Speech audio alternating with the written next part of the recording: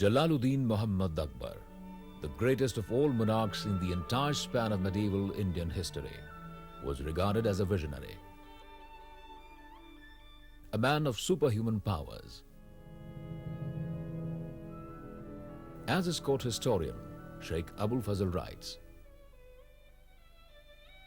every enterprise that his sublime genius of the Shahenshah engaged in was accomplished with greatest ease, however difficult it might appear to ordinary eyes. At the age of 16, Akbar decided to shift his capital from Delhi to Agra in 1558 AD.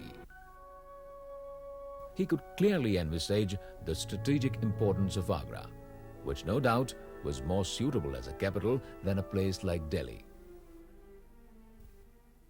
And thus, Badalgarh, an existing fort on the banks of Jamuna, was pulled down and the foundation of Agra Fort was laid.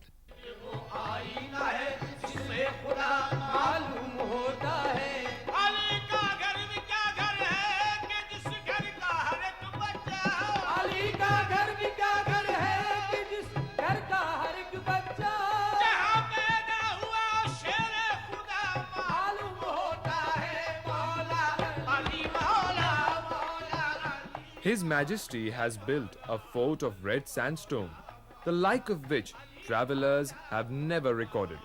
It contains more than 500 buildings of masonry, and it has beautiful designs of Bengal and Gujarat.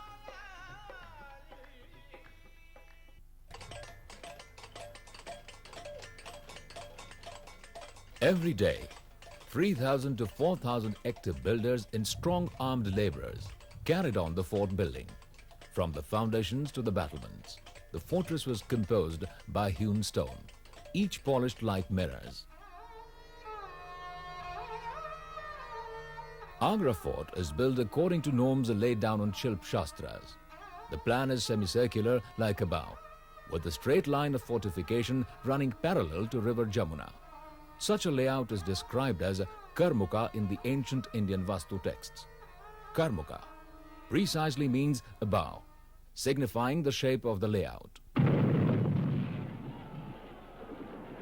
Militarily, the fort was impregnable. It was considered to be the strongest fort in the plains. It explains why Salim and Shah Jahan could not capture the fort, when each one rebelled against his own father. It proved invincible against Aurangzeb too, who captured the Khirki Darwaza through the river and stopped the water supply, compelling the garrison to surrender. Even Lake in 1803, with the best artillery, could not force his entry into the fort.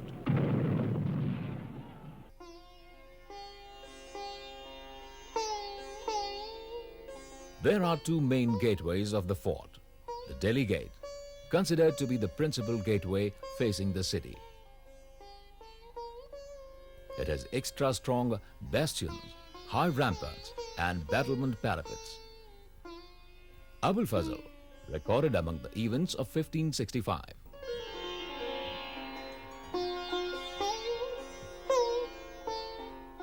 Agra Fort was to be stable like the foundation of the dominion of the sublime family, and permanent like the pillars of its fortune. The excavations were made through 7 strata of earth.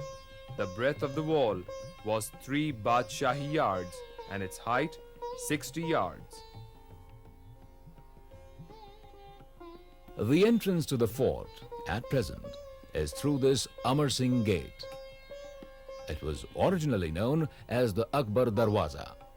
It was renamed by the Britishers in the middle of 19th century.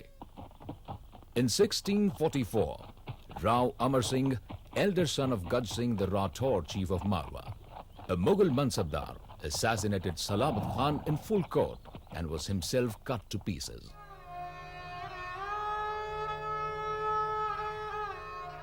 The Britishers circulated the story that Amar Singh escaped alive on horseback and jumped over the ramparts across the moat. This was deliberate, to tarnish the Mughal image. Gradually, this name became popular and its original name was forgotten.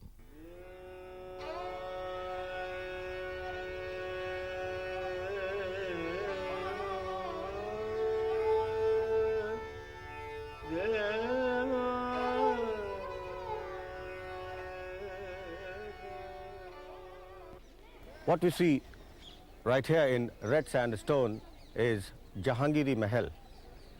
This is believed to be the palace for the ladies, where inside the inner sanctuary has accommodation for ladies and entertainment. Notice the one which you see in front in the facade is the beginning of the use of marble, where we see the arches have been made out of white marble, and also this is credited with incredible styles in the form of geometric patterns, arabesque and floral design.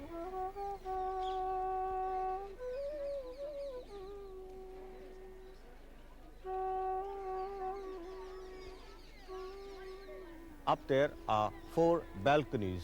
The one in the front have got the yellow columns, and that is believed to give audience to the people by the Queen. There is a star in the intrados of the arch. That star at times looks like the Star of David, but that is, to my understanding, a simple geometric pattern which has been put right in the intrados of the arch. What we see here is a tub which was presented by Mirza Raja Jai Singh in 1611, which is out of one piece, and we get all the dates and information by the calligraphy done onto the outer rim of this tub. The western facade on the riverside of Jahangiri Mahal has also been artistically treated.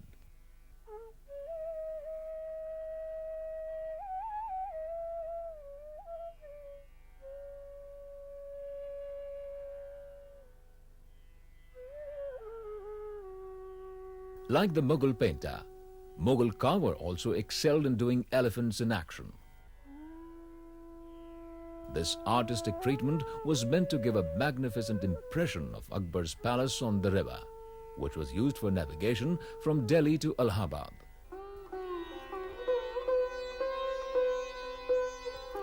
Inside the Jahangiri Mahal is this beautiful courtyard, surrounded by assembly halls. This hall is small in dimension, with a lardo ceiling which may be termed intermediary space, filled by panels, supporting a flat ceiling in the center, all of stone.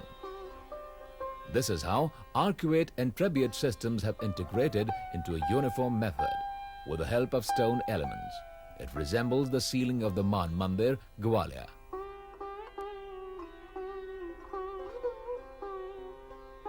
Lardo ceiling came to Agra from Gwalior, and it was extensively used in later Mughal architecture. Each strut is of serpentine form, emitting out of an elephant's mouth with raised trunks. This could also be interpreted as the stylized makara. These whispering galleries are almost identical to the Man Mandir Hall of Gwalior. The ladies of the harem used to watch puppet shows or other indoor recreations in parda from these openings.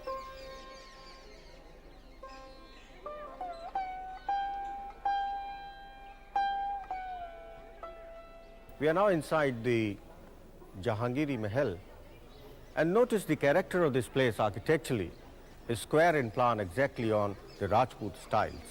This wonderful column which has been put here, and what we notice is floral design with the arabesque or the geometric pattern, and very interestingly a design which is like a stupa with the petals and the half lotus. Also petals and sepals going down, which normally is to be seen as the seat of Buddha or the seat of Lakshmi. On the riverside of Jahangiri Mahal, on the eastern court has this Tirumukhi veranda with a Duchatti composition.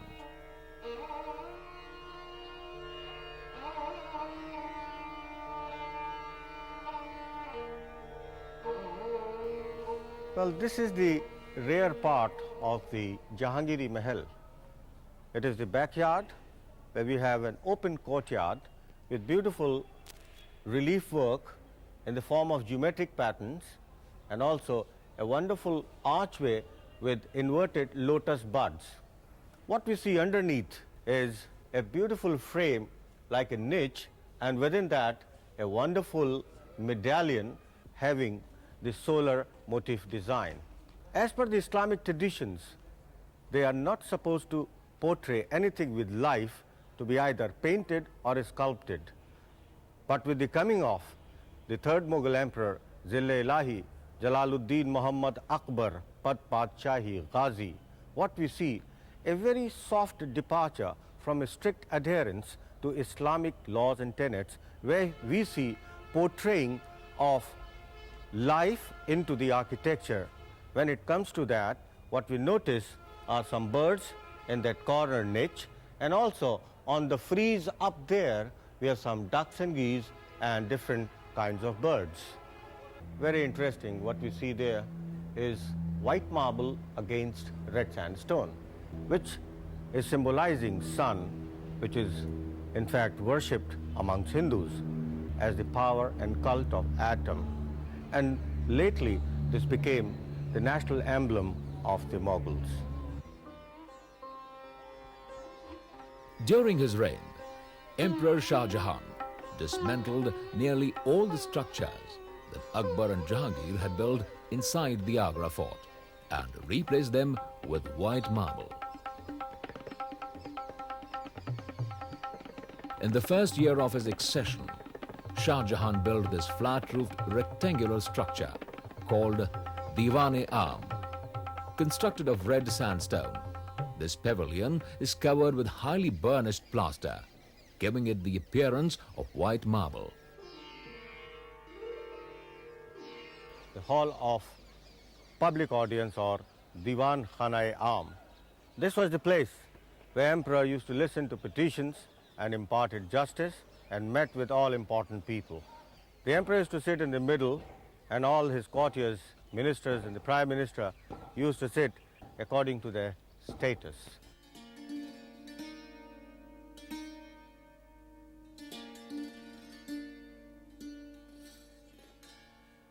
The famous Anguri Bagh complex with Shah Jahan's Aramgah, or the Khas Mahal, where the emperor used to retire.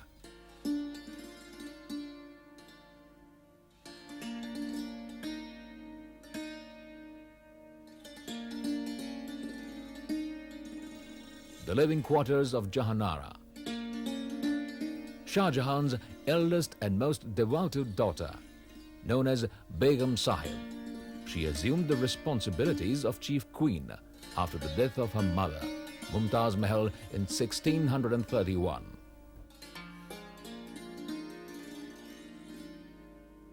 The Khas Mahal, which was the private chamber of the Emperor Shah Jahan. What we notice here is the place which has got some wonderful relief work. What we see at the base of the column is a design of a leaf which is like fleur-de-lis, been adopted from the medieval French churches. Also, on the bracket up there, what we see is a design like an acanthus leaf, which is more or less found in European architecture. This Khas Mahal was used for the entertainments, for the private mehfils, and also the place where he used to retire.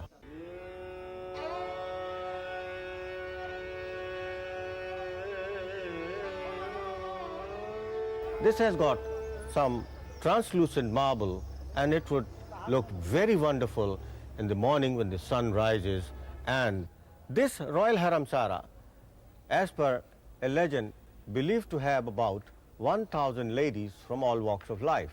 There were ladies even from Europe, and as per one of the professors, Professor Munilal, the ladies in here, in all about 300, were from Italy alone. The harem of the Mughal time was more or less an institution in its own right, because the ladies, those who excelled in various arts and crafts, were inducted into the harem out of their own choice. Yes, they cannot marry, but they were the part of the royal seraglio.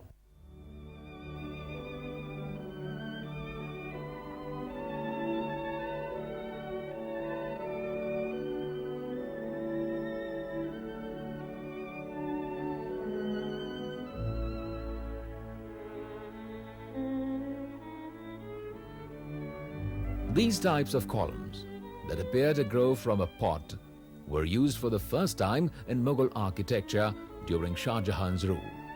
This was inspired by the European prints owned by the emperor. From this northern pavilion, Shah Jahan used to present himself to the public outside the fort. One of his court historians, Lahori, states, When the emperor presented himself under this gilt roof, it appeared as if there were two suns. One was the morning sun, the other was the emperor himself. the Musamman Burj. At this site, Shah Jahan demolished Jahangir's palaces and in their place erected this multi-storied tower. This pavilion, also called the Shah Burj, has an exquisitely carved sunken fountain in its center. Perhaps the most ornate building of Shah Jahani architecture in the entire Agra Fort.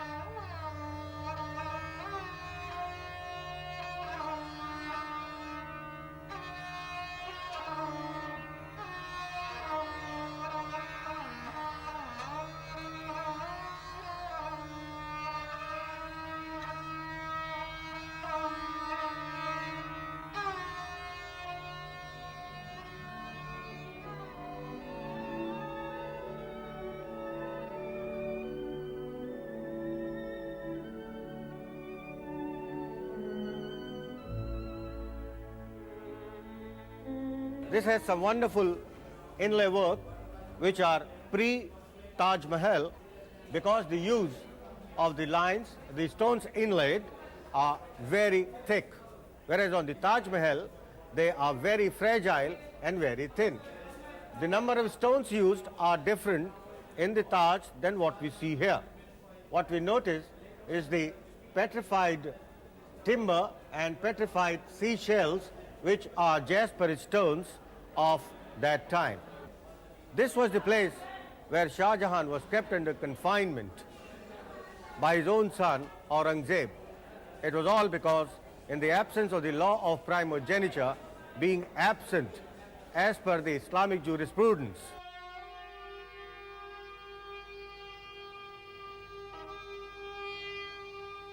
This is a dado panel which is in low relief. What we notice here are beautiful floral designs. What we see here is an iris flower, a lily, and then what we notice are the clouds, which are very unique to the Chinese style of painting. What we notice in the Chinese school of painting is that the clouds are always shown as if they are moving, they are never static. An interesting part are these frameworks, which are again done in the inlay form with the stones, which are not used in the Taj Mahal except this of the jasper stone, which has been used in the Taj. What we also notice here are these candle niches, and all are very decorative. This is Machi Bhavan and Diwan-e Khas in the background. This was also the place for the storage of treasures and the royal mint. This is the private audience hall, Daulat Khana-e Khas. The Persian inscription dated 1636 compares this room to the highest heavens, while the emperor himself is likened to the sun in the sky. This is Diwan-e-Shahi or Diwan-e Khas, a wonderful structure with beautiful arches and then the inlay work in high relief, what we see here. To notice, the inlay work are of different stones and they are all of the period of Emperor Shah Jahan. What we notice is agate, the Chinese jade, then the blue is lapis lazuli. Then the relief work is in beautiful floral designs, what we all notice here, done in pure Persian style. The Persian influence on Mughal architecture is very great, which is to be seen here and also to be seen in the form of these arches, which is in the ropeway arch, and these are then the cusped arches, what we notice as the pointed arch. Also, the most beautiful part are these screens which are filigreed. These are ventilators, those who are working to get the wind, and inside they were using carpets and cushions. Very interesting part, furniture was not introduced during this period of Emperor Shah Jahan or earlier. Furniture in the Mughal were introduced later by the later Mughals, and that was brought in India by the British and the French. The famous Black Throne of Jahangir, made up of touchstone. William Hawkins, the English traveller who lived in India from 1608 to 1611, has recorded. The manner of his praying when he is in Agra is in private fair room upon a godly jet stone, having only a Persian lamb skin under him. This red sandstone structure here, the Meena Bazaar, and this was the place where the emperor used to sit, and the only persons allowed in the Meena Bazaar to manage the market to attract the attention of the emperor were the ladies only. There was no male who was allowed in the Meena Bazaar. Behind which I can see the private mosque known as Nagina Masjid. It is more or less a copy of the famous Pearl Mosque of Shah Jahan. Now this Nagina Mosque is believed to have been used by Emperor Shah Jahan when he was under house arrest. Nagina Masjid, small but beautiful. It's almost like a pearl within the galaxies of various mosques in India. This was for Emperor Shah Jahan. The eaves which you see with the curve up is very Bengal school of architecture. They are cast or engraved arches and also known as the four-centered or the pointed Mughal arch.